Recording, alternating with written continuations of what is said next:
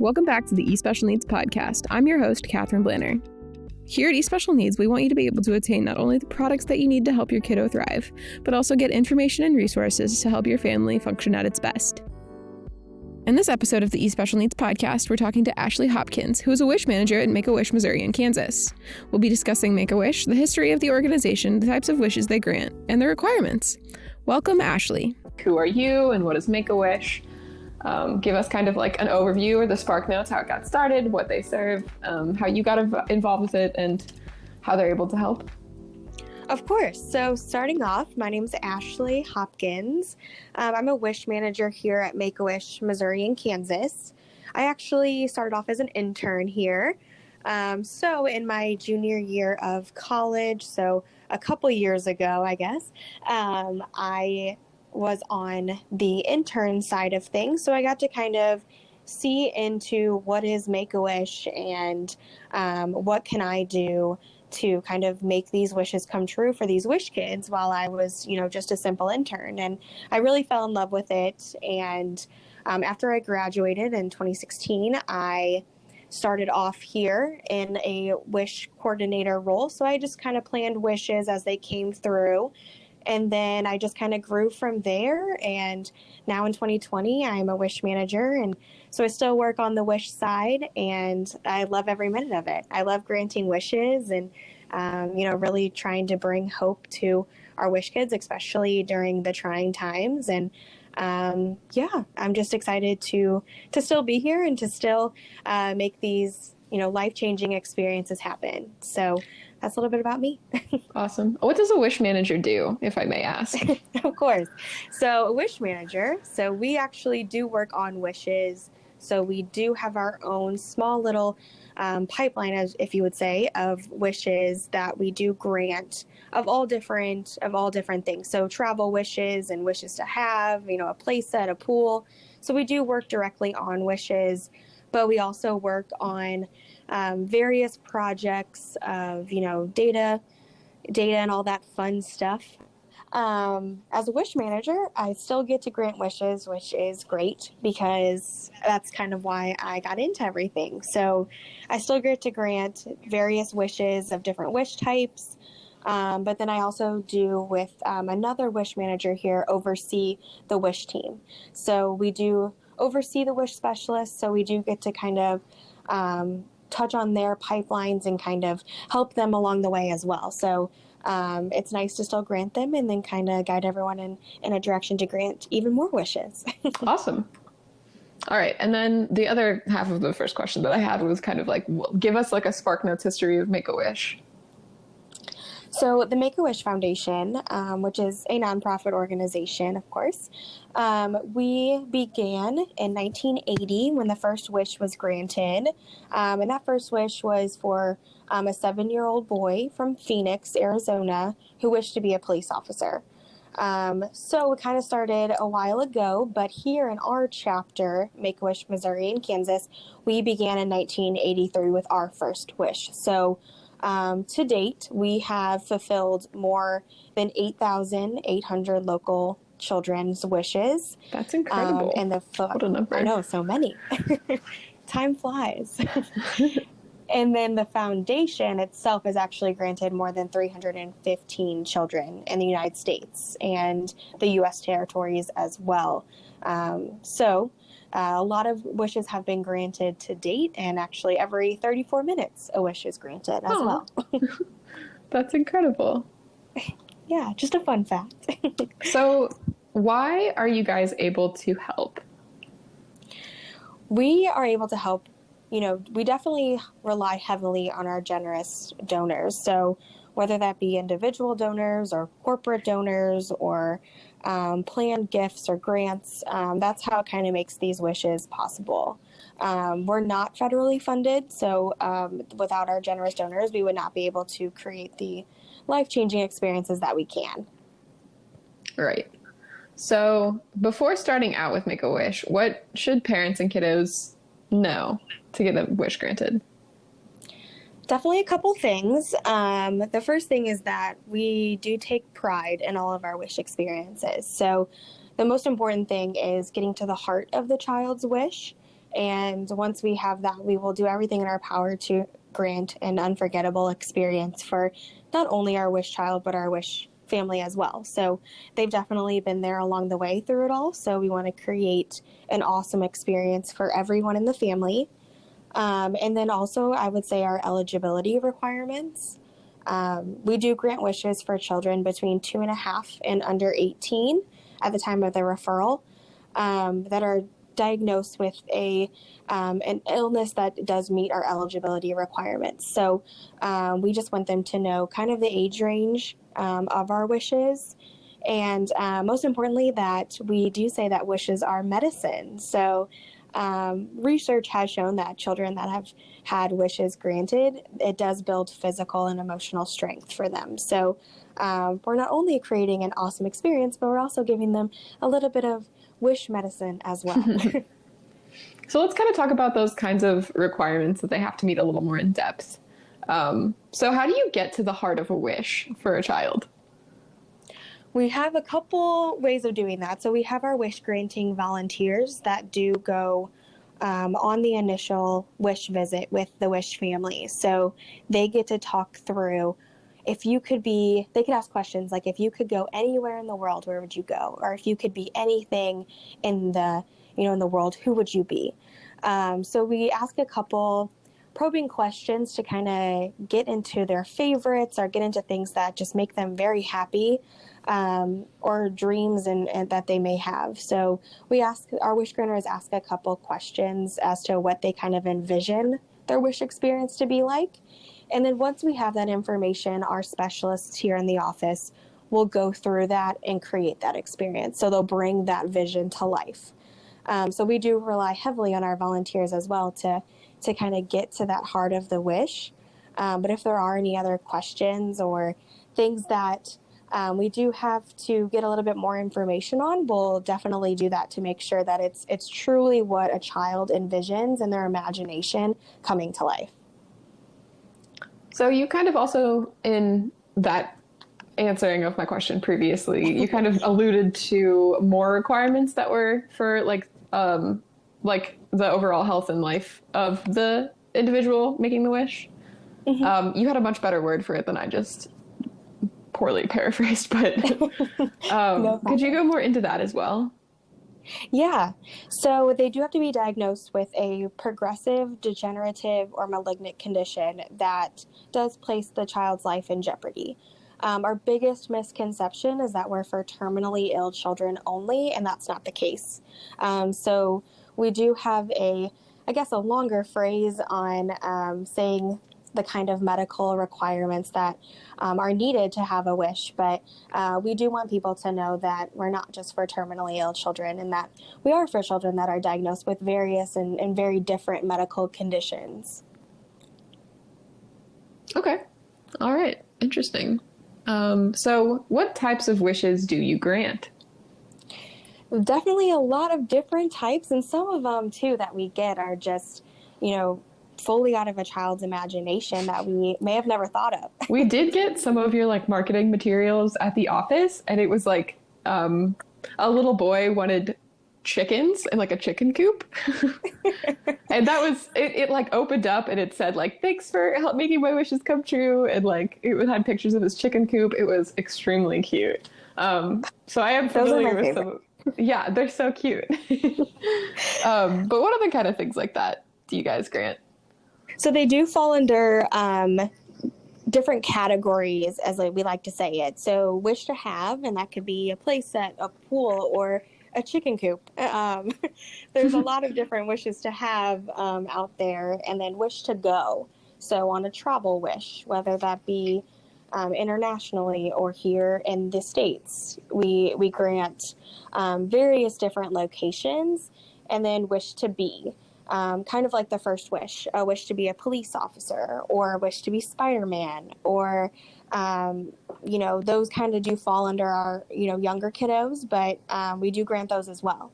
And then a wish to meet, so whether that be a celebrity, or recently we've seen more YouTubers out there as our wishes as well. And then one that is not our highest category, but we have seen these wishes as well as our wish to give.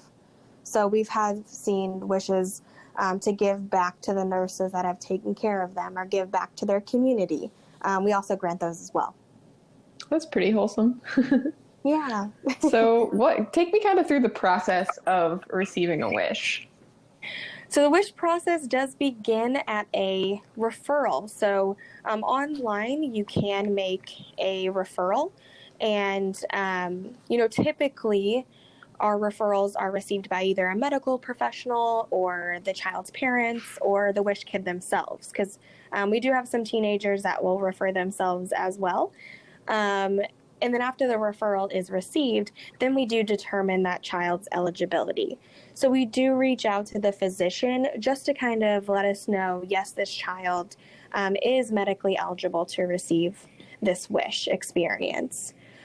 So throughout the process, we do rely heavily on the child's physician to kind of just help us out along the way with anything we may need to know. And then after the child is deemed eligible for the wish, then it's the fun part of really choosing the wish. So our 2 wish granters will go out there and talk with the family, really get to know them and make it a personal experience to help them kind of fall into one of those categories of our wish experiences. And then step 4 is making that wish come true. So when our wish granters do get that wish, really driven by that child's creativity, they bring it back to the office, and then one of our specialists really makes that come to life. So we will, make sure that despite of anything that's going on, any doctor's visit, anything that they have upcoming, we're the fun part of it all. So we just try to really bring that inspiration to life. That's awesome. It's a fun job. I mean, I can imagine. I'm sure it's extremely rewarding. It is. It's definitely an experience that I wouldn't change for the world. But if I was ever out of a job for any reason and all our children were healthy, then I would be just fine. That's a good way of looking at things. So let's kind of get into a success story. So what has been a success story of a kiddo who received a wish from MakeAWish? Man, there's so many of them. Yes, obviously. But what's one that's near and dear to your heart? Oh, yes. I think, I've definitely granted many wishes over the years, but I would have to pick, oh man, so many. I think that I would have to actually pick a Disney World wish. As crazy as it sounds, we get a lot of Disney wishes, but I was actually not only the specialist planning the wish, but I was the wish granter as well. So I really got to know the family. And so to this day, I still speak with them. And so I think what really stuck out on that wish for me is that I was able to meet this family, talk about, be welcomed into their lives and, talk about these wish experiences and let them know of the different wishes that we grant. And just seeing the kids' face light up when I would talk about Disney World and you can meet Mickey Mouse and you can go on rides, and just seeing them light up and then immediately run to their room and bring me their 50 stuffed animals of Mickey Mouses, and just seeing them get so excited and then go on their wish trip and then come back and just have nothing but amazing things to say. And just, seeing that just a trip to Disney, even though it's one that we get so many, really does make a huge impact on our families. And I think, as working in the office, those kind of get lost because there's so many of them. But we know that, I just know that, that made a huge deal to them and they had a great time, and I still get to speak with them today, which is, outstanding. Yeah, extremely cute stuff. So what was empowering about that particular wish? I think it was the fact that I don't get to speak directly sometimes with all of our wish families. I don't get to meet them face to face. And so I think actually meeting and knowing this family and watching them post pictures throughout their wish trip and seeing them smile and know that I actually got to meet them and I know them personally. I think that's why it meant more, because I don't get to necessarily meet everyone face to face. So I think that kind of, was the icing on the cake, is knowing them personally. Awesome. So kind of shifting gears a little bit, going a little off the script. Yeah. So if somebody was to want to donate to Make-A-Wish, how would they do that? They can donate on our website, which is mocan.wish.org. And they can donate individually. If they would like to have their company get involved, they can definitely reach out directly to our office, and we can let them know how that process works and get their company set up and, meet with them and, make sure that, comes to life. But if they would like to make an individual donation, there's a blue box at the top of on the top right-hand side of our website that says donate, and they can just click that and make the donation that they would like. Awesome. That's fantastic. So final question. Is there anything that I should have asked but didn't? I don't think, but I have some fun facts. Oh, yes, actually. Please hit me with fun facts. I thought they would be fun to share. Kind of talking about earlier how our wishes are medicine, to kind of back that up a little bit, the power of a wish is truly powerful. And about 97% of our parents say that the wish experience not only strengthened their wish child in their fight of their critical illness, but it also strengthened their family. So it's really cool to kind of see that a wish experience does last a lifetime. It really does. And, it's kind of cool to see that come to life and some research and some numbers that we have on hand too. And so that was really my fun fact to share, but that's awesome. I mean, I'm sure it's extremely empowering, especially for families in those kinds of situations, to have something so uniquely their own to look forward to. So I can truly only imagine the amount of positivity, what are words? Positivity that comes out of that. Yeah, it really is cool to kind of, each wish we may have 4 Disney wishes going at one time, but each wish child and family and experience are unique. So, one wish is never going to be the same as another. So it's really cool. Are Disney wishes probably one of the most common, would you say, that people ask for? Yes, they are, which, serving kids 2.5 to under 18, not surprising. But, especially now, kind of with the unprecedented time that we are facing, we have seen a lot of wishes to have that they fall under. So a pool or a play set. And it's kind of interesting to see how a child's imagination shifts to what are they wanting to do right now, or what are they wanting to do, and they want to have an amazing summer, and how can we make that happen? So it's kind of it's definitely our most popular, I would say, but we have gotten a lot of different wishes that we haven't in the past, or ones that may have not been as popular in the past, really come into popularity now during this time. So you were talking earlier about the wishes to give. What do those particularly look like usually, if I may ask? Yeah, of course. Those look they don't all look similar, but they all kind of look like they want to give back to their community, or want to give back to people that have helped them along the way.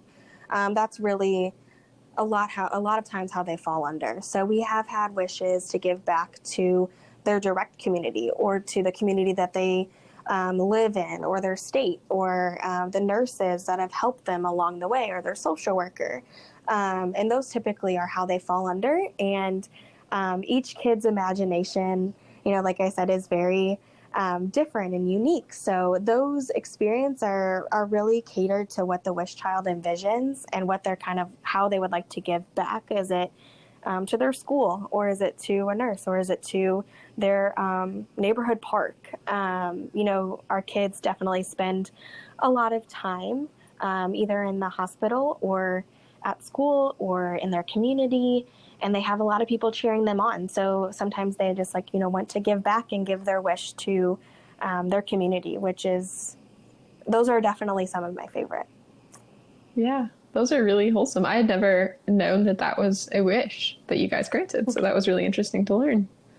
Yeah, those ones, may not be as popular as Disney, but the ones that do come through are definitely unforgettable. Yeah, absolutely. All right. Thank you so much for taking your time with me, Ashley. It was great to speak with you. Is there anything else that you want to add? No, I just want to thank you guys so much for having us and having Make-A-Wish Missouri and Kansas on the line, because it was definitely an awesome thing. I was really looking forward to it personally, but I know that Make-A-Wish is very thankful for all of you guys that have done amazing things and gone above and beyond for our Wish families in the past. And we're very excited to work with you guys in the future as well. And, just thank you guys so much for helping us make these wishes come true. Yeah, absolutely. We are glad to be here. All right. Awesome. Thank you so much, Ashley. No problem. Have a wonderful day.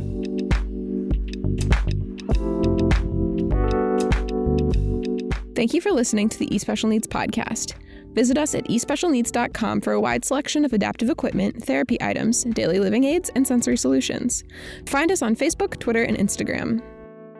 This podcast is produced and hosted by Katherine Blanner with help from Jason Hinklin Lauderdale.